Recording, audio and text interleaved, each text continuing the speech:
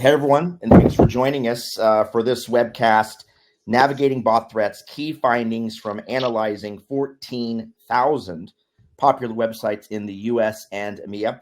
The question we ask, and you're probably asking yourself, is have you ever really wondered what's actually beneath the surface of a favorite website or a website that family or friends or businesses frequent often? The truth is you might be surprised. And in today's webcast, we're going to help with some perspective, some insights as it pertains to the world of online threats. Today, we're going to deep dive into some of the findings from the best in the business. No, that's not me, but I appreciate the sentiment. I'm referring, of course, to our own DataDome's VP of Research, Antoine Bastal. Antoine, super happy that you were able to carve out some time to talk with us today. Thank you. His credentials speak for himself, so I'll leave this up for a second. Anybody who has any questions can certainly send them to Antoine. I'll just refer them back to him as well. Our event today is kind of far from a typical webcast in that we'll be looking at the places where bots and threats tend to roam freely. And certainly we're going to talk about how we stop them. Our agenda is going to be pretty chock full, so we're going to nail it, try to get through this thing as quickly as possible, give you as much time back in your day as we possibly can. We're going to talk about the current state of bots.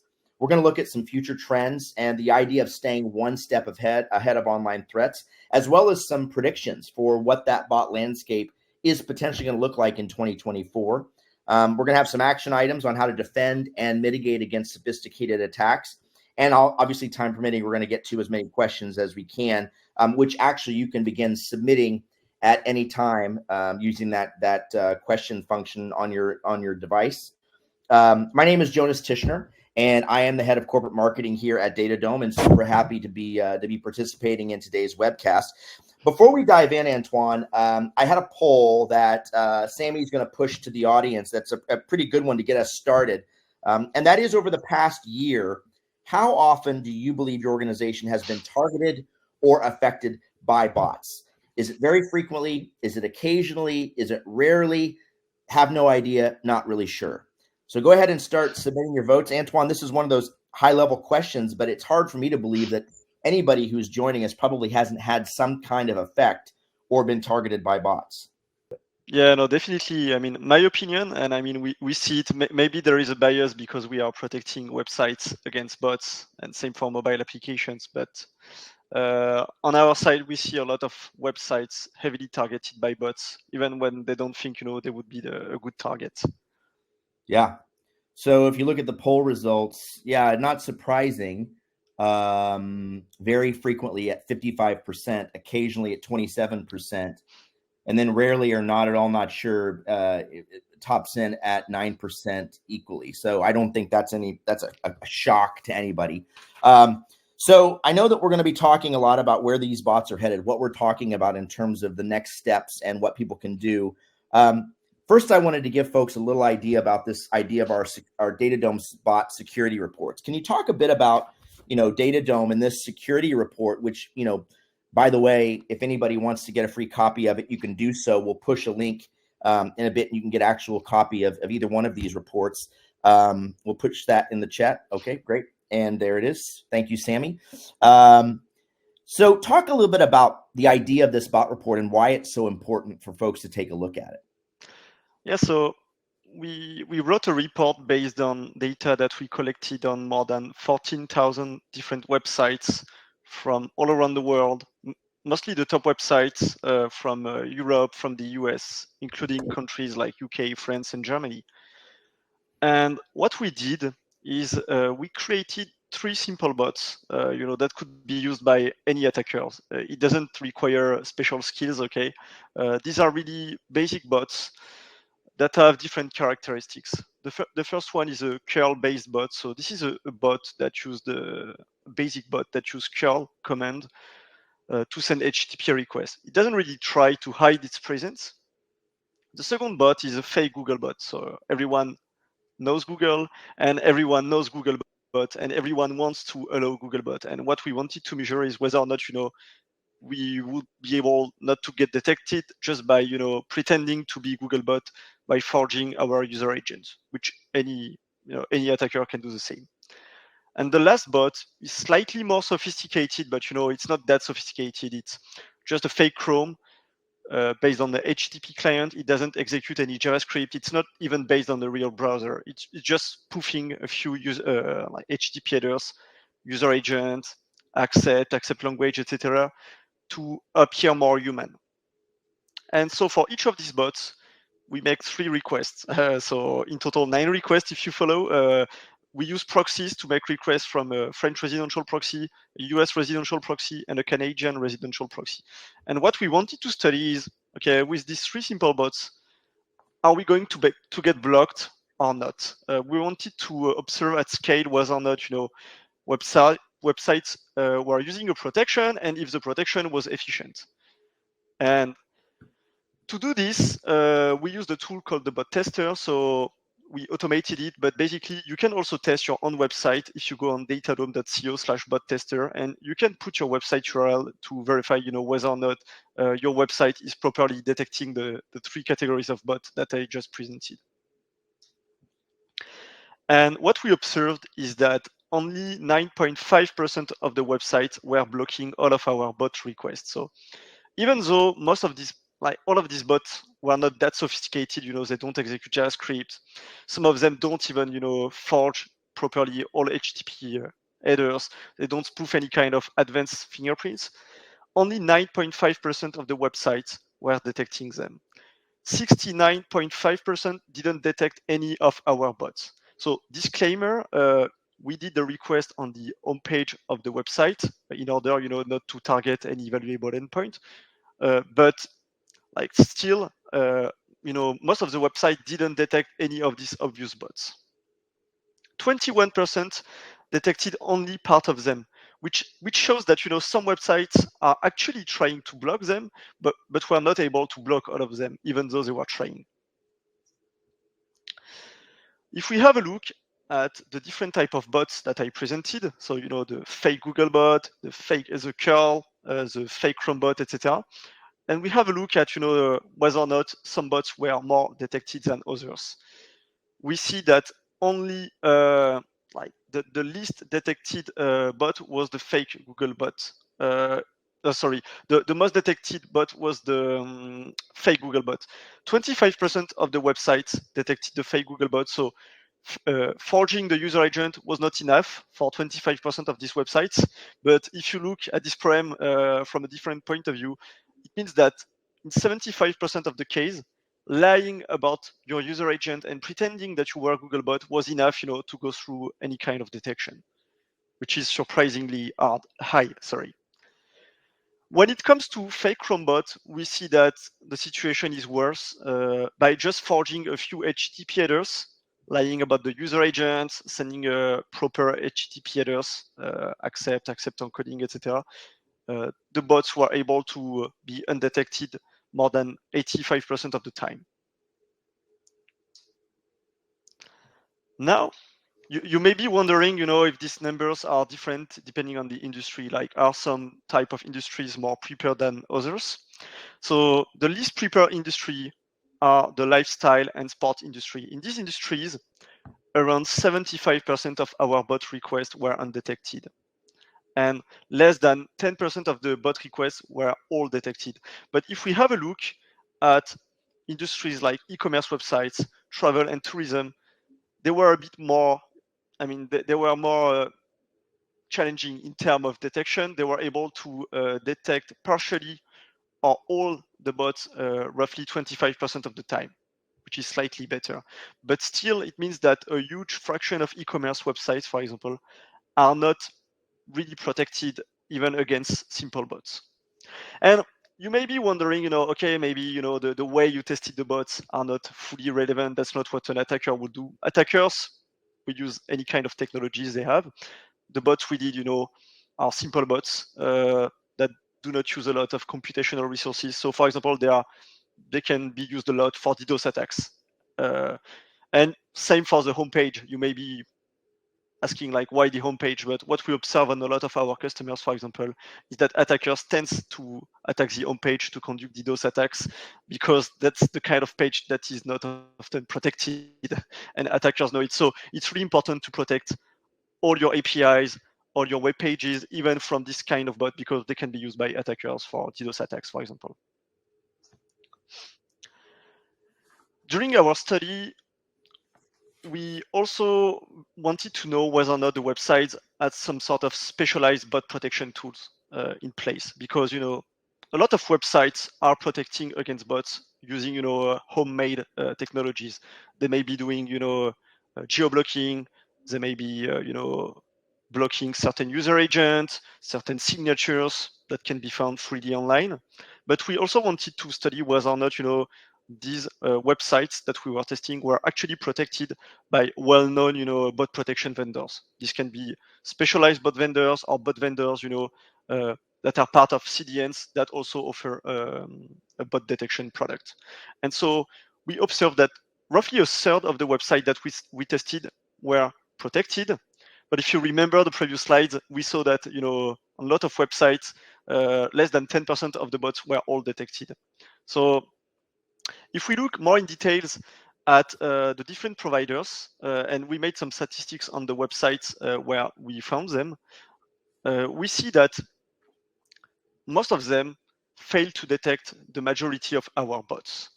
The least effective bot provider was provider 4. We keep them anonymous, but the least effective bot provider was provider 4 and was only able to detect roughly 20% of our bot requests. So it means that it missed around 80% of the bot requests that we made, even though several of them didn't have any proper HTTP headers, didn't spoof any TLS fingerprint, were not actively lying about advanced signals. The most efficient one was able to detect around 50%, so still some margin of improvements. Now, if we have a look more in details at European countries, we did a specialized report for EMEA countries. We were curious to know whether or not the protection, the level of protection varied depending on the country. And what we observed is that in Germany, for example, roughly 80% of our bot requests were not detected. Whereas in the US, this is roughly 70%. So we see that some countries tend to have more protected websites than others. Also, I will talk more about CAPTCHA later, but we wanted to know, whether or not websites were using CAPTCHA for their protection, because like for a long time, CAPTCHA, rate limiting, geo-blocking, it has been the recommendation of any security expert to protect against bot attacks. For scraping, credential stuffing, DDoS, just use a CAPTCHA, just rate limit this IP address. So we wanted to know how popular were CAPTCHA in 2023 when we conducted this study. And we observed more than 40% of the websites that were using a CAPTCHA on their homepage, which is still a lot. So you may be arguing whether or not they are using it. If it's their only defense against bots, but as I will show you later in the state of the bot and the different technologies used by attackers, clearly this is not the right way to protect a website. Most traditional CAPTCHA are easily bypassed nowadays thanks to all the improvements attackers have done using machine learning techniques for audio or image recognition. But still, that's highly popular among the websites that we tested. Yeah, Antoine, that CAPTCHA conversation is one that's interesting because it's still fairly pervasive, and a lot of folks put this one and done approach to their bot detection application, meaning, hey, we've got CAPTCHA, we're covered. But that statistic that you just showed certainly does create questions as to how that certainly isn't a one and done situation for mitigating against bots. Yeah, no, definitely CAPTCHA cannot solve everything. For example, like let's say you face a DDoS attack.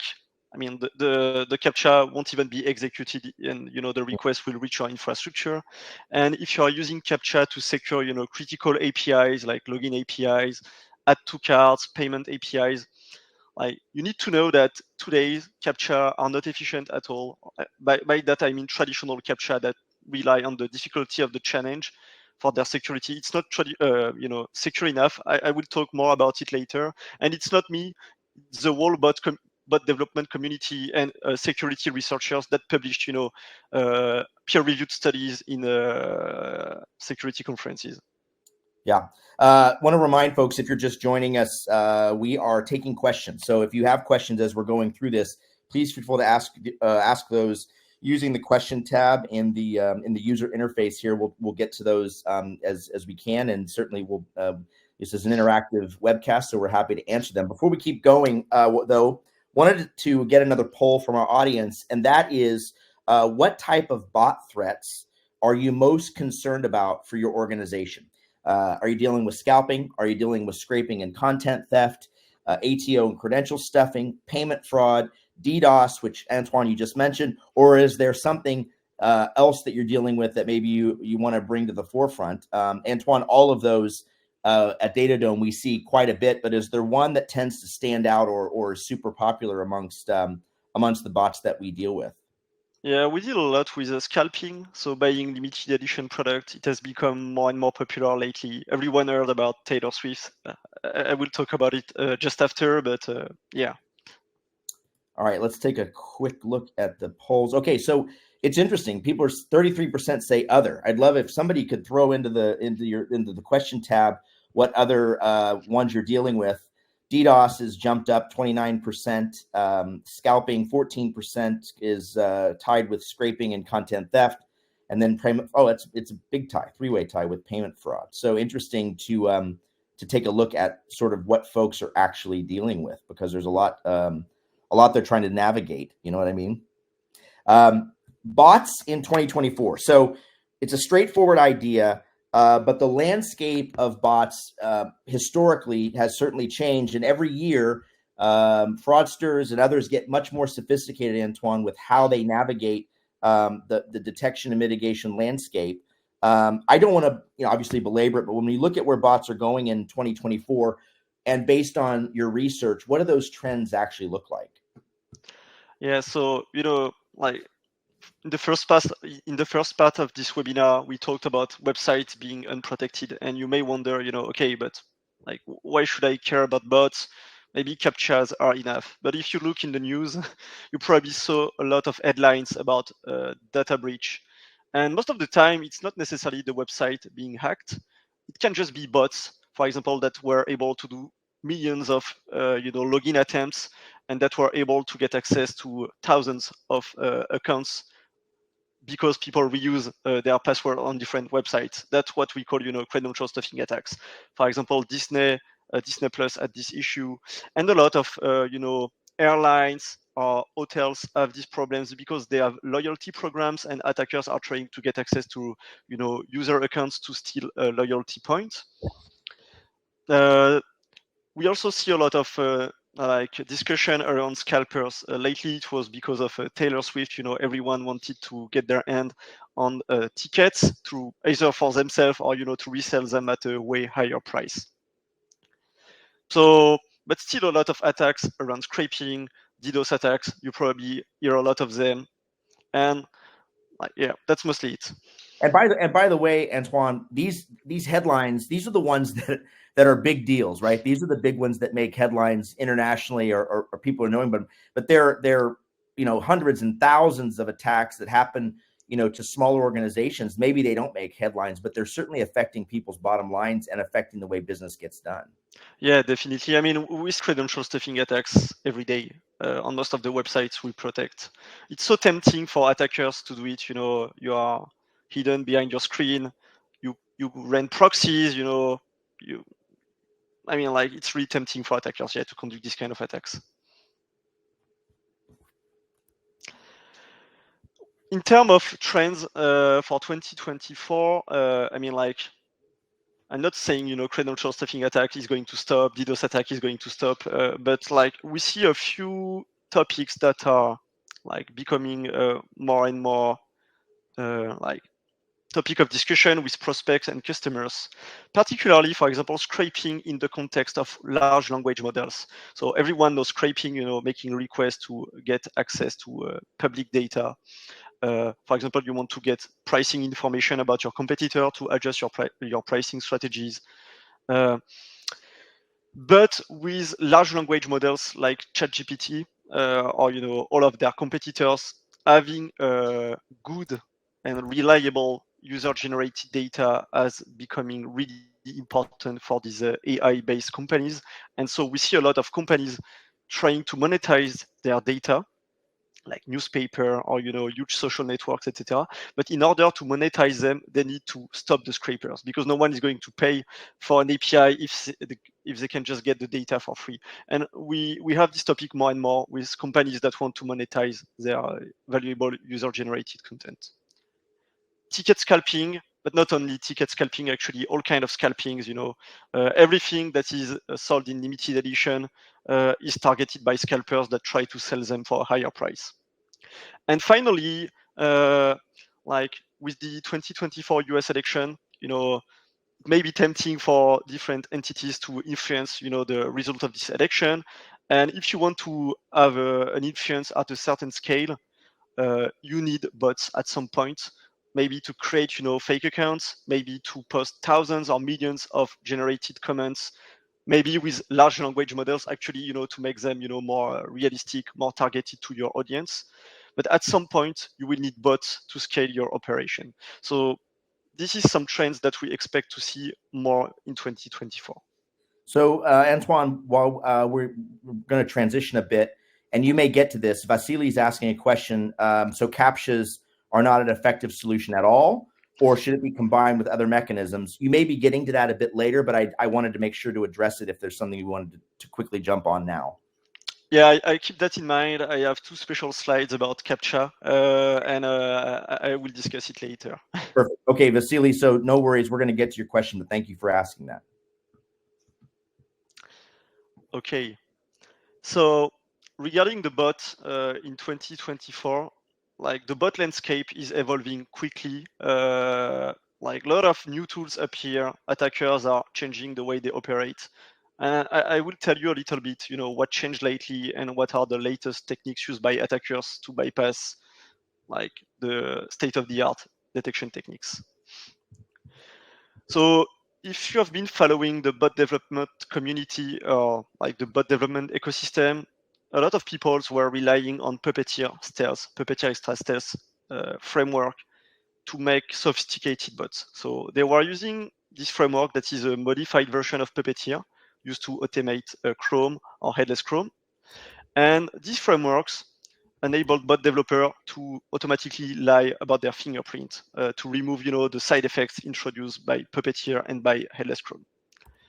Nowadays, it's really not needed anymore, and I would even say that it has become counterproductive because it introduces so many side effects that it makes it counterproductive to use this framework, as it makes you more easily detectable. And you just need to look at the issues on GitHub, and you will see that people are complaining about being detected. People complain about the fact that probably you should just use a vanilla headless Chrome instead of this, because today this is not the framework you should use anymore, even though it used to be highly popular. And why? Because last year, maybe May or June, I don't remember exactly when, but Google released a new headless Chrome. So 7 years ago, 8 years ago, Google released headless Chrome, and it was a revolution at that time because it was really challenging to run a browser in the cloud to make bots at scale because there was no headless browser. The only one in town was Phantom.js, but it was a different browser based on WebKit. And 7, 8 years ago, Google released headless Chrome, and it was so realistic. It was almost the same browser as Google Chrome. But still, if you looked at the code base, the code was located at a different place, and because of that, headless Chrome still had a few different side effects compared to a real Chrome. But today, with the release that Google made, the new headless Chrome has almost no side effects. It's quite challenging to detect using, the techniques that used to be leveraged for bot detection. So you may be wondering why Google released this kind of things. It's not for bot developers. It's mostly to help people test their website, because if you test your own website, of course you want to have a browser, a bot that is executing your code in the context that is as close as what your users will use. So today, bot developers, they created new frameworks that target the last remaining side effects of headless Chrome when it is being instrumented. And they target a protocol called CDP, which is the Chrome DevTool protocol. This is the protocol used by Puppeteer, by Playwright, by Selenium, and they target this protocol to remove the last side effects in the fingerprints that can be leveraged. And so you can have a look at frameworks like Selenium, driverless, for example. It's still really efficient on different bot detection vendors. In general, low-level signals that used to be ignored by bot developers, nowadays you have a lot of frameworks that makes it really easy to modify them in a consistent way. So I just told you about CDP protocol, but it's not only about JavaScript. So for example, if you're using a WAF and you want to block bots using their TLS fingerprint because maybe you're expecting JavaScript or Node.js or Python, HTTP client to have a different fingerprint compared to a real browser. Today, it is really easy to make HTTP requests with a consistent fingerprint, TLS fingerprint. So for example, the Noble TLS library, it's an HTTP client. You just provide, the user agent that you want to target, and then it will automatically make requests using TLS fingerprint that are consistent with the user agent that you claim to have. Same for the mouse movements. Like it has become quite easy to generate human-like mouse movements. I'm not saying that this kind of shape is exactly what a human would do, but it's less obvious than moving the mouse in straight line. And the good thing for attackers, not for websites being attacked, is that all the things that I just shared are open source, and they are easily integrated in popular software like OpenBullet 2, for example, that is a specialized tool used by attackers to conduct credential stuffing attacks. These tools that may be targeting your website, they benefit from all the improvements that are released in the bot community. Even if originally these improvements were not made to conduct malicious bot attacks, but still it benefits this kind of tools. Same for proxies. Attackers have access to millions of proxies, residential proxies in particular, to distribute their attack across millions of IP addresses and make it look like the traffic is coming from a lot of different users. And thanks to that, they can select IPs located in the same country as the website they target to bypass rate limiting, geo blocking, etc. And what we observe at DataDome is that attackers are willing to pay more to get higher quality proxies. So last year we also realized a study on, I think, something like 15 e-commerce websites located all around the world. And what we observed is that for scraping, for scalping, for credential stuffing attacks, attackers are willing to pay more to get access to residential proxies or ISP proxies. We still see bots using data center proxies, but because these proxies are blocked almost everywhere, they are forced to move to better proxies, and it makes it more difficult for websites to detect if they don't have the proper tools. Okay, now regarding CAPTCHA. So the questions was about CAPTCHA and whether or not they were an effective solution at all. So I'm going to talk about a study. This is not the only study. It's been published in a top security conference, peer-reviewed. So it's not, it's something that has been tested at scale. And what these researchers shown is that traditional CAPTCHA that rely on the security of the challenge to secure the CAPTCHA are not efficient at all. So it means that CAPTCHA that try to ask for more and more difficult tasks, like locate blurry images, rotate something, this is not efficient at all, because this type of CAPTCHA can be solved faster by bots than humans. That's what they showed in their study, and this is not the only study. There is another study, I think, that got published at Unique Security 2023 or 2022, and they show the same thing. Even complex 3D CAPTCHAs can be solved faster and more accurately by bots than human. So basically, if you use this CAPTCHA, you're just, you just have the illusion of security, because okay, maybe you're going to stop some of the bots targeting your website, but sophisticated attackers that want to bypass it will be able to use different kind of services. And in the past, they would use human CAPTCHA farms. We used to talk a lot about human CAPTCHA farms in the webinars. So your bots would make a request to a CAPTCHA farm through an API, and then a human worker will solve the CAPTCHA on behalf of your bot. What we see more and more is CAPTCHA farms that are based on AI, on machine learning, and it enables attacker, to scale their attacks, because a machine learning model can solve a CAPTCHA way faster than a human worker, and it enabled CAPTCHA farm to lower their price. So basically, it completely increased the possibility of attackers to pass traditional CAPTCHA. So to answer your question, CAPTCHA is still better than nothing, but if you have valuable assets that you want to secure, it's better to have something on top of it. To have a CAPTCHA that collects signal CAPTCHA, or a bot detection system in place that collect different kind of signals in the background related to the mouse movement, user behavior, proxy detection, fingerprinting, to ensure that even if the challenge is passed, even if the CAPTCHA is passed, it was actually passed by the human that was browsing your website and not someone else, not a bot. So just to be clear, Vasily's question was around this: caption's not good enough. Do we need something more? You're saying CAPTCHA is a great first level defense, or is a first level defense. Maybe it's not great, but there needs to be more of a challenge beyond just that simple act, because we already know that can be bypassed pretty quickly.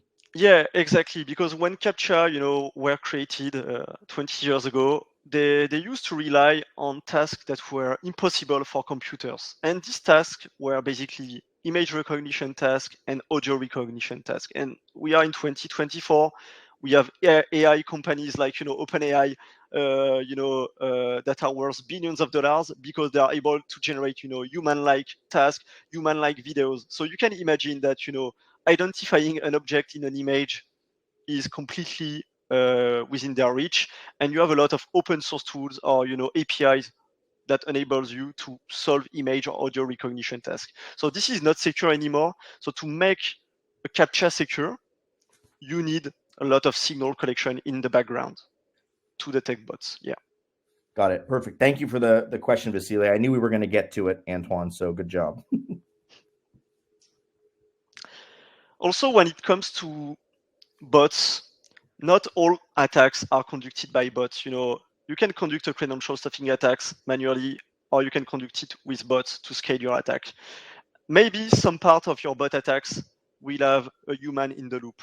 And what we see is that some tools like multi-login, for example, that used to be for human, for example, to create thousands of fake accounts and manage them, they are also offering features to be controlled manually, but with bot automation frameworks like Puppeteer, Playwright, Selenium, or CDP.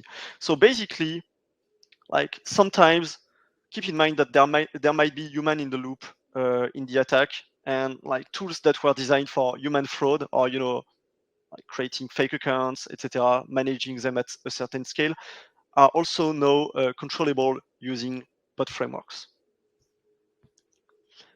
So to summarize the 2024 bot trends, today default vanilla bots, headless bots, have a near perfect JS fingerprints, in particular thanks to all the improvements made by Google with the new headless Chrome, but also because like it has a lot of bot frameworks have make it really easy, to have a really consistent fingerprint.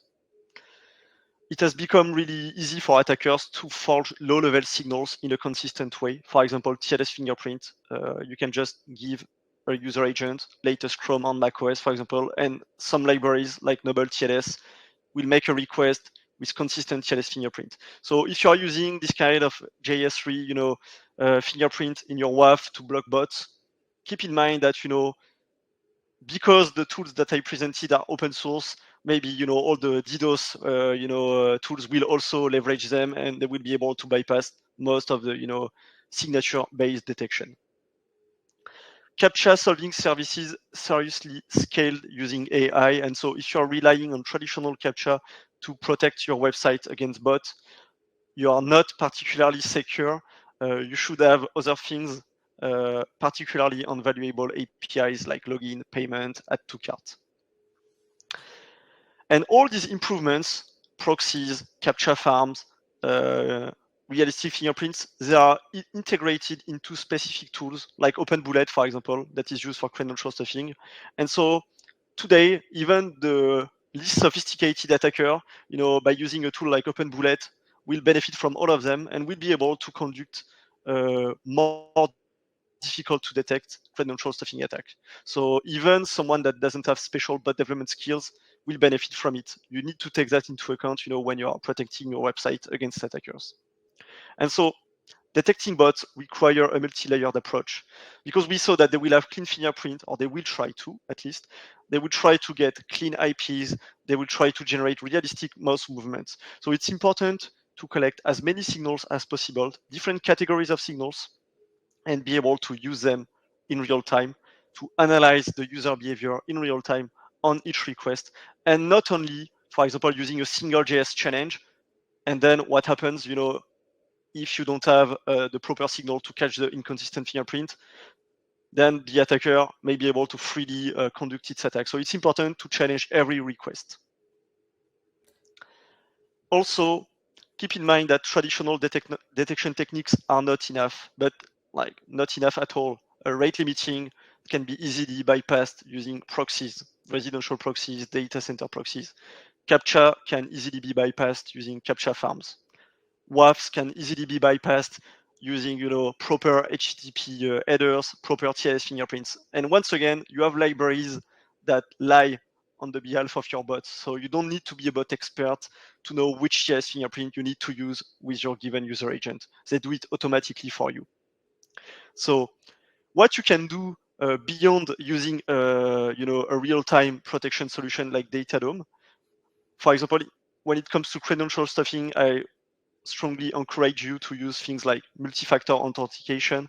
We saw it lately with companies like 23andMe that face, scrapers after they got breached using a credential stuffing attacks. Now they are forcing for credential stuffing. You should do it beforehand. I know it has an impact on user experience, but it makes the life of attackers significantly more difficult.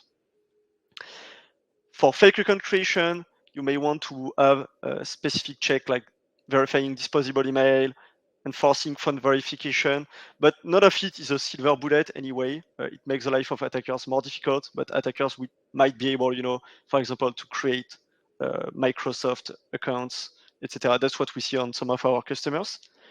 So what I would really advise you to fight bots, you need a real-time bot protection in place, like what we do at DataDome, because attackers are continuously improving, their tooling. They are sharing them with the community, and so a lot of bot developers benefit from it. And it's it requires a lot of work to keep up with them. And it's my opinion, one of the only solution to efficiently block distributed attacks. So attacks spread across thousands, 100,000 IP addresses, to fight against bots that leverage CAPTCHA farms, all while safeguarding user experience. Because this is really important. CAPTCHA, in addition to not being secure, is also really painful for your users. Let's say you pay for an ad, you want your user, to have the best user experience, to maximize the chance of buying a product. If you show a CAPTCHA during the checkout process, it adds a lot of friction. What we do at DataDome is that we do bot detection in real time in the background without sacrificing user experience. We collect a lot of signals, we analyze them in real time, and we challenge the user only when we think it's a malicious user. not for every request. Every request is analyzed, but not every request gets a CAPTCHA or gets a challenge. Yeah, we've got a question in from Ivan. How can you identify bots that simulate browser activity using tools like Go Login, solve CAPTCHAs using the latest YOLO model, and then maintain numerous IP addresses and persistent sessions through proxy aggregator tools? Good question, Ivan. Yeah, this is a good question. You're talking about like advanced attackers. So clearly you are talking about attackers that will try to have realistic fingerprints that will keep their session for a long time, link it to a specific user account to appear more human.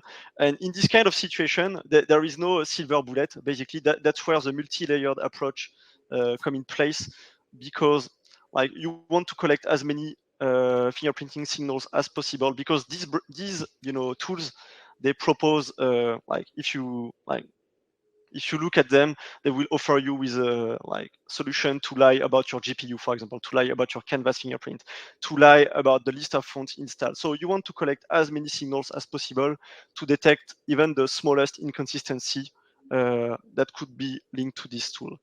Then if the browser is automated, of course, then you want to monitor mouse movement. Do you want to monitor the sequences of requests? Is it consistent with what a human user would do? And for the CAPTCHA, same thing, but on the CAPTCHA page, you want to collect these fingerprinting signals. You want to collect the mouse movements. Basically, the way we use CAPTCHA at DataDome is like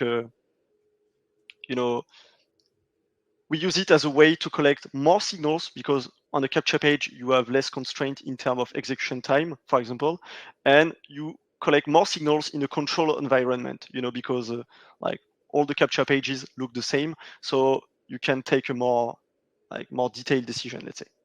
But yeah, that's mostly, I hope it answers your question. Yeah. So, and reminding folks, we're getting close here, but if you have questions, please submit those. We're getting to them as we can. So, next question. I know we could get a lot into specifically about what sets DataDome apart. You've talked a little bit about it with real-time detection, best in the business, over 5 trillion signals that are detected per day. I don't obviously want to deep dive into it, but something that's pretty amazing about DataDome is the simplicity and the elegance of that real-time dashboard. I know we're not going to go into a deep dive on it, but can you at least just do a quick overview, Antoine, of what makes the DataDome dashboard so much different than other competitors? Yeah, sure. So this slide shows a screenshot of the homepage of our dashboard. And what we see is that DataDome, protects against all kind of bot attacks that we discussed. So we protect against scalping attack, payment fraud, fake account creation, DDoS, etc. And so during a free trial, for example, if you want to test our solution, you can easily install DataDome in your infrastructure. We have a lot of different server-side modules depending on your architecture, and then automatically we'll analyze this request, and you will see the results in your dashboard. And so we will label each request in real time, and provide you with information related to whether or not this is bot or human, and in case of bot, which kind of threat is it trying to conduct on your website? Is it trying to create fake accounts, etc.? And for each of them, if we detect, for example, a spike of malicious activity related to fake account creation, for example, you can easily, click on the timeline, and each spike with a rectangle attached to it is what we detected as a relevant or significant attack. You can click on it, and then you will be able, to explore what was in the attack. Was it conducted from different countries? What type of user agents the bot were using? Which URLs were they targeting, etc. So you can easily get all this information from the dashboard. Awesome. So before you mentioned it earlier, but before we get too deep into the Q&A, if there are any, another great tool you mentioned earlier is our bot tester tool. How do folks access that, and what can they expect when they run their URL query through the bot tester? Yeah, so once again, you can go on datadome.co/bot tester, and you can copy paste the URL of the website that you want to test. And then we will do the same kind of test as what we did for the study that we presented earlier. So on the URL that you provided, will use 3 types of bots: the curl-based bot, the fake Google Chrome, and the fake Google bot. Sorry, and for each of them, we'll use different proxies, and then you will see whether or not your website successfully blocked us, and then you can quickly know whether or not maybe the WAF that you have in place or your CAPTCHA are efficiently protecting you, or if most of our bots were able to go through. Yeah, amazing. And I think Sammy pushed that out, so everybody should be able to get access to that link through the UI here on the live stream. One question: what are the bot attacks that result in the biggest disruption to businesses, in your opinion? Sorry, what are the most dangerous bot attacks? Yeah, for business, the biggest disruptors. I would say credential stuffing attacks, because in most of the countries you have laws that will force you, like if your user's account gets stolen, you will face fine in Europe, in California, and in the US in general. So it's really important, and on top of that, you will probably lose a lot of confidence from your customers if their accounts appear in the wild in a data breach.